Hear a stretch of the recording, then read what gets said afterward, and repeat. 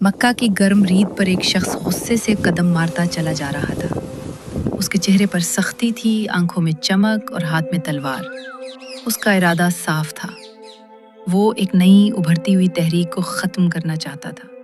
اس تحریک کے پیروکاروں کو وہ فتنہ باز سمجھتا تھا اور اس کے دل میں ان کے لیے سخت نفرت تھی۔ راستے میں کسی نے پوچھا، کہاں جا رہے ہو؟ اس نے غصے سے غرا کر کہا، اس شخص کو ختم کرنے جو ہمارے دین میں بگاڑ لا رہا ہے۔ وہ شخص مسکرا کر بولا، پہلے اپنے گھر کی خبر لو، تمہاری بہن اور بہنوئی بھی اس کے پیروکار بن چکے ہیں۔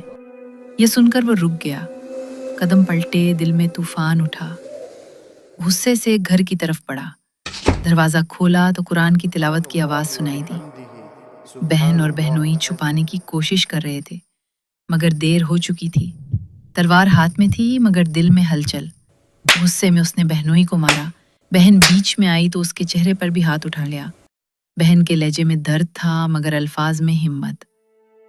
تم ہمیں مار سکتے ہو لیکن سچائی ہمارے دلوں سے نہیں نکال سکتے۔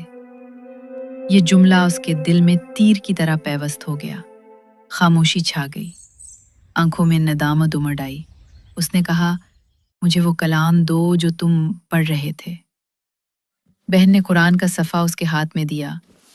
اس نے وضو کیا اور پہلی بار اللہ کے کلام سے دل لگایا۔ ہر آیت جیسے اس کے دل پر دستک دے رہی تھی۔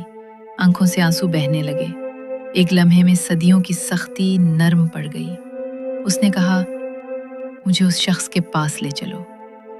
وہ نبی کے پاس پہنچا، دروازہ کھٹکھٹایا۔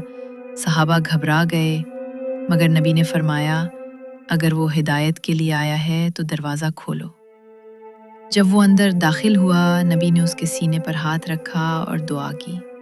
اس لمحے وہ شخص ٹوٹ گیا، روتے ہوئے بولا، میں گواہی دیتا ہوں کہ اللہ کے سوا کوئی معبود نہیں اور محمد اللہ کے رسول ہیں۔ وہ شخص جو صبح تلوار لے کر نکلا تھا اب اسلام کا محافظ بن چکا تھا۔ یہ وہی شخص تھا جسے دنیا آج حضرت عمر بن خطاب کے نام سے جانتی